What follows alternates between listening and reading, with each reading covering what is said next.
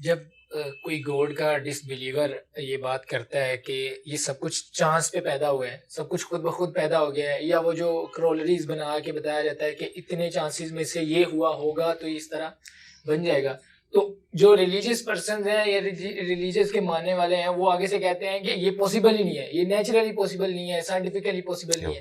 اور جب اس ایتھسٹ کی طرف سے یہ سوال اٹھایا جاتا ہے کہ پھر گوڈ کہاں سے آ گیا، اس کو کس نے کریٹ کر دیا، تو پھر ریلیجیس لوگ جواب دیتے ہیں کہ وہ گوڈ خود سے آ گیا، ہمیں نہیں پتا، یا وہ خود بخود کریٹ ہو گیا. ایک طرف اپنے اصول ہمیں کہہ رہے ہیں کہ وہ خود سے کچھ کریٹ نہیں ہو رہا، اور جب ہم سوال کرتے ہیں تو پھر وہ کہہ دیتے ہیں کہ وہ خود سے کریٹ ہو گیا، اپنے اصول سے بھاگی جا رہے ہیں. یہ کون سے جاہل ریلیجس لوگ ہیں جو کہتے ہیں خدا خود بخود آ گیا؟ خدا تو آیا ہی نہیں ہے. کبھی کوئی ایسا وقت ہی نہیں تھا کہ خدا نہیں تھا. خدا آیا ہی نہیں ہے. خدا تو ہمیشہ سے ہے. تو یہ پہلے تو کنسیپٹ کلیئر کریں، خدا آیا نہیں ہے، خدا ہمیشہ سے ہے. ہم اسے میتھمیٹیکلی ثابت کرتے ہیں. دیکھیں، جو یونیورسل ٹروتھ اسٹیبلش ہو چکے ہیں اس کو تو آپ کوئی دوبارہ سے چیلنج نہ کرے. یعنی یہ یونیورسل ٹروتھ ہے کہ 2 + 2 = 4. ٹھیک ہے. اب اسے کوئی 5 یا 3 بنانے کی کوشش کرے تو ظلم پر مبنی کام کر رہا ہے. آپ دوبارہ سے ویل بھی انوینٹ کر لیں تب بھی یہ میتھمیٹیکل ایکویشن تو اپنی جگہ رہے گی. بالکل اس طریقے سے یہ چیز اسٹیبلش ہو چکی ہے کہ کائنات پہلے نہیں تھی تو آئی ہے. آپ کو پتا ہے کچھ عرصہ یہ نظریہ رہا ہے 17ویں اور 18ویں صدی میں کہ یہ اسٹیڈی اسٹیٹ کائنات ہے، ہمیشہ سے ایسے ہی چل رہی ہے. لیکن یہ اب نظریہ اپنی موت مر گیا. ہم جس ایرا میں بیٹھے ہیں نا، یہ نظریہ ختم ہو چکا ہوا ہے. آج سے نہیں، بگ بینگ کے بعد سے ہی، جب وہ ہبل نے وہ ٹیلیسکوپ کے ذریعے چیز دیکھی تھی 1920s میں. ہبل آپ کو پتا ہے ایک بہت بڑا سائنٹسٹ تھا امریکہ میں. اس نے ٹیلیسکوپ کے ذریعے جب یہ سٹارز کی موومنٹ دیکھی، اس کے اوپر میری تفصیلی ویڈیو بھی ہے، بلیک ہولز کے اوپر بھی آپ دیکھ لیں، اور فرام کریشن ٹو کریٹر بھی دیکھ لیں. اس میں نے بتایا تھا ہو از اللہ، اس میں بھی بتایا تھا. ہدایہ وکٹری چینل کے اوپر ہمارے بھائی نے دیکھیں کس طرح اس پہ ویلیو ایڈیشن کی ہے، وہ ساری ویڈیوز ہیں. تو ہبل نے یہ دیکھا کہ کائنات میں جتنے بھی یہ اجرام فلکی ہیں، یعنی آسمان پہ جتنے آپ کو سیارے ستارے نظر آ رہے ہیں نا، ان میں ایک کامن چیز یہ ہے کہ سب ایک دوسرے سے دور جا رہے ہیں. اور اس کے لیے اس نے اسپیکٹرم جب ڈرا کیا، اسپیکٹرم جب گریجولی کسی چیز کا لائٹ کا اسپیکٹرم ریڈ کی طرف شفٹ ہو، اٹ مینز کہ وہ آپ سے دور جا رہی ہے. تو یہ چیز لاجیکل تھی کہ جب یہ دور جا رہی ہے تو اس کو ٹائم میں ریورس کیا جائے تو کسی ایک جگہ سے شروع ہی ہوگی. یعنی میں ہاتھ میں کچھ بالز پکڑوں اور انہیں یوں پھینکوں، سارے ایک دوسرے سے دور جائیں گے. اور یہ ایک یونیورسل ٹروتھ ہے کہ یہ دور اس لیے جا رہے ہیں کہ کہیں ایک جگہ سے یہ سٹارٹ ہوئے تھے. یہ تو ایک نیچرل چیز ہے. اچھا، انہوں نے کہا کہ اگر ہم ٹائم کو ریورس کریں اور ایسے پوائنٹ پہ پہنچیں کہ جہاں سے یہ چیز سٹارٹ ہوئی تھی، تو اس کو سائنٹسٹ نے نام دیا کہ وہ ایک ایسا پوائنٹ تھا کہ جس کی ڈینسٹی انفینٹ تھی، نہ ختم ہونے والی، اور والیوم 0 تھا. والیوم 0 ہے اور ڈینسٹی انفینٹ ہے. اٹ مینز کریشن ایکس نہیں لو، عدم محض سے وجود، کچھ نہیں تھا تو یہ ہو گیا. اور پھر وہ کہتے ہیں کہ یہ جو بگ بینگ ہوا ہے، اس بگ بینگ کے بعد اگر 1 سیکنڈ کے ٹریلین حصے کے اندر بھی ذرا سی ڈسٹربنس آتی تو یہ کائنات وجود میں نہیں آ سکتی تھی. اور یہ تو صرف وجود میں آنے کی بات ہے. پھر جو billions of fine tunings planet earth کے اوپر موجود ہیں، ہر سیارے کے اعتبار سے ہیں، زمین کا سورج سے فاصلہ، پھر ان کی گریویٹیشنل فورس، ان کی موومنٹ، سپیڈ، یہ تو ایک پوری ایک سمجھ لیں ایک ایسی فیلڈ ہے جس میں انسان جا کے گم ہو جاتا ہے. ان ساری چیزوں کو کنسیڈر کر کے اسٹیڈی اسٹیٹ کائنات کی تھیوری تو ہوگی ختم اور بگ بینگ ہوگی اسٹیبلش. اب یہ تو ثابت ہو گیا کہ کریشن ایکس نہیں لو ہوئی ہے، یعنی انسان یا کائنات یہ پیدا ہوئے ہیں. پرابلم تب تھی آپ کے لیے جب آپ یہ مانتے کہ یہ بھی ہمیشہ سے ہیں، ہمیشہ سے انسان پیدا ہو رہے ہیں اور دوسرا اینڈ کوئی نہیں ہے. یہ تو مسئلہ حل کر دیا آپ کا سائنس نے. ان کا نہیں، کریشن تو ہوئی ہے. اب اس کا کریٹر ہے یا نہیں ہے، اس کے اوپر وہ آ کے بات کرتے ہیں.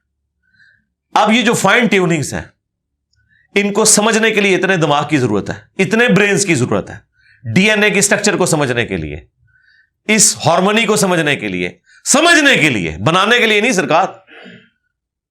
اتنے برینز لگ جائیں. آج تک ہم ڈسکوریز ہی کر رہے ہیں.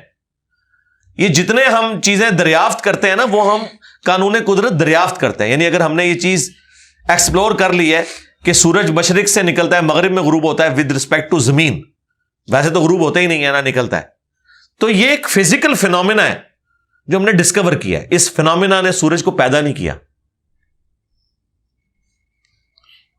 یہ کریٹر آف سن تو نہیں ہے, یہ اگر آپ کو پتا چل گیا.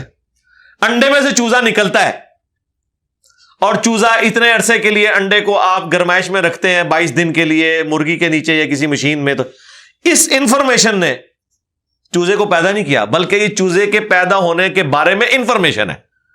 آپ اس کے اندر مزید چلے جائیں, جتنا ڈیپ ڈگ کرتے جائیں, الٹیمیٹلی آپ کی ایک انفارمیشن ایڈ ہوگی.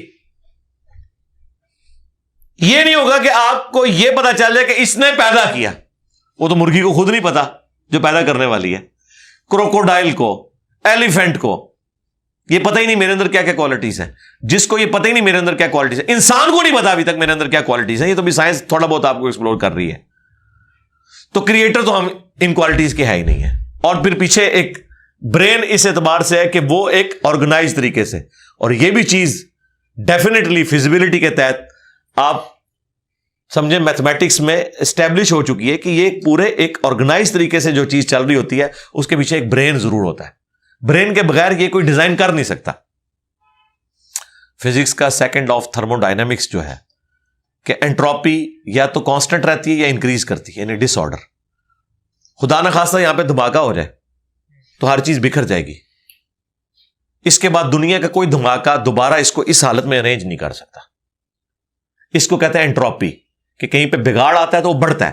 یہ ہو سکتا ہے کہ مزید آپ لوگ لائیں تو یہ بگاڑ اور بڑھتا جائے, یا جتنا ہے اتنا ہی رہے, واپس آرگنائز نہیں ہو سکتا جب تک کہ دوبارہ سے انٹروین کر کے آپ یہ کرنا. جس طرح وہ زیارت میں انہوں نے محمد علی جناح کے وہ سارے وہ میوزیم تباہ کر دیا تھا دہشت گردوں نے, تو دوبارہ سے انہوں نے بنایا, تو خود بخود تو نہیں بنا. دھماکے کے بعد تو سب کچھ خود بخود پھیل گیا تھا, لیکن دوبارہ اس جگہ پہ لانے کے لیے آپ کو بجٹ لگا ہے, برین لگا ہے, ایفرٹ پٹ کی ہیں, پھر جا کے وہ آرگنائز ہوا ہے. تو اس کا مطلب ہے آرڈر بنانے کے لیے برین چاہیے ہوتا ہے, ڈس آرڈر کے لیے کوئی مسئلہ نہیں. اور ڈس آرڈر کے بعد دوبارہ آرڈر بن جائے اس کے لیے برین چاہیے. سرکار یہ کون سا ڈس آرڈر ہے, یہ کون سا بگ بینگ ہے؟ چھوٹا سا دھماکہ آرگنائز نہیں کرتا, چیز کو بگاڑتا ہے. اور اتنا بڑا دھماکہ اتنا بڑا آرڈر لے آیا ہے کہ پلانٹ ارتھ کے اوپر 2 ملین سے زیادہ اسپیشیز ہیں. ایک ایک اسپیشی کے اوپر آپ زندگی گزاریں, آپ صرف اس کی عادتیں ہی نہیں بتا سکتے کیا ہیں. یہ تو چھوڑ دیں کہ یہ بنی کیسی ہے. تو یہ تو ایک نہ ختم ہونے والا سلسلہ ہے. تو یہ برین تو اسٹیبلش ہے. اب اگلا سٹیپ یہ ہے کہ یہ جو برین ہے, وہ رچرڈ ڈاکنز بھی کہتا ہے نا دا گاڈ ڈیلوژن میں, جب فریڈ ہائل کا جملہ اسے کوٹ کیا گیا نا, فریڈ ہائل ایک بہت بڑا سمجھے فلاسفر بھی تھا, سائنٹسٹ بھی تھا. اس نے کہا تھا کہ انسان کا بن جانا خود بخود یہ اسی طرح کا فینومینا ہے, یہ اس سے بڑھ کر کمپلیکس فینومینا ہے کہ کوئی شخص یہ کلیم کرے کہ کوئی ہوائی جھکڑ ٹورنیڈو چلا اور اس نے کوڑے کباڑ کے ڈھیر سے مٹیریل اٹھایا اور ایک بوئنگ 747 تیار کر دیا. یہ دنیا کا کوئی پاگل بیوقوف آدمی بھی یہ بات نہیں مانے گا. اس کو چھوڑ دے, ایک بال پوائنٹ بننے کو کوئی نہیں مانے گا. تو اس نے کہا اس سے کمپلیکس چیز انسان ہے, اس کو تم یہ مانے ہوئے کہ خود بخود مان گئی ہے بغیر کسی برین کے. اچھا, تو اس کا جواب آپ کو پتا ہے رچرڈ ڈاکنز نے کیا دیا؟ اس نے ایک چیپٹر بنایا, اس کی ہیڈنگ رکھی دا الٹیمیٹ بوئنگ 747. اس نے کہا پھر سب سے بڑا بوئنگ 747 تو گاڈ ہے. آپ یہ کہہ رہے ہو کہ انسان اتنا کمپلیکس ہے کہ خود بن نہیں سکتا کسی کے بنائے بغیر, تو جو اس کو بنانے والا ہے وہ تو اس سے زیادہ کمپلیکس ہے, وہ تو الٹیمیٹ بوئنگ 747 ہے. اگر اتنا مشکل انسان ڈی این اے اسٹرکچر والا یہ آپ کہتے ہو خود نہیں بنے گا, اس کو کوئی بنائے گا, تو جس نے اسے بنایا ہے وہ تو اس سے زیادہ کمپلیکس چیز ہے, تو اس کا بھی کوئی کریٹر ہونا چاہیے. تو ہم نے کیا کہا تھا؟ رکو ذرا، صبر کرو، for the sake of argument ہم تمہاری بات کے ساتھ ایگری کرتے ہیں، لیکن آگے چل۔ ہاں، وہ جو کریٹر ہے جس نے ہمارے کریٹر کو بنایا ہوگا تو یقیناً وہ ہمارے کریٹر سے بھی زیادہ کمپلیکس کریٹر ہوگا، تو پھر اس کا بھی کوئی کریٹر ہونا چاہیے۔ اب تو قیامت تک لگا رہا ہے، یہ ایکویشن کہیں ختم نہیں ہوگی تا وقت کہ کوئی ایک کریٹر ایسا ہو جسے کسی نے نہ بنایا ہو۔ تو وہی تو ہے لم یلد ولم یولد، سورہ اخلاص میں ہی تو ڈیفینیشن ہے، لم یلد ولم یولد۔ سرکار یہ آپ کو میتھ سمجھا سکتی ہے، یہ آپ کو فزکس سمجھا سکتی ہے، یہ کتنی بڑی ڈیفینیشن ہے۔ ہم نے بچپن میں ایسے ہی یاد کر لیا کہ نہ اس کا کوئی باپ ہے نہ کوئی بیٹا، نہ یہ تو ہم ایک اخلاقی سے ترجمہ کر رہے ہیں نا، تو ایکچوئل ترجمہ ہے کہ نہ وہ خود کسی سے نکلا ہے نہ اس سے کوئی نکلا ہے، وہ ہمیشہ سے ہے۔ اس لیے بخاری مسلم میں حدیث ہے کہ تمہارے پاس شیطان آتا ہے نا تو کہتا ہے پہاڑوں کو کس نے بنایا؟ تم کہتے ہو اللہ نے۔ پوچھتا ہے درختوں کو کس نے بنایا؟ کہتا ہے اللہ نے۔ تم کہتے ہو اس کو جواب کے طور پر جب وہ سوال پوچھتا ہے، پھر مختلف سوال کرتا ہے، تم اللہ کہتے ہو، اینڈ پہ وہ کہتا ہے اللہ کو کس نے بنایا؟ اب تم نے کہنا ہے پھر اس پہ قل هو اللہ احد اللہ الصمد لم یلد ولم یولد ولم یکن لہ کفوا احد۔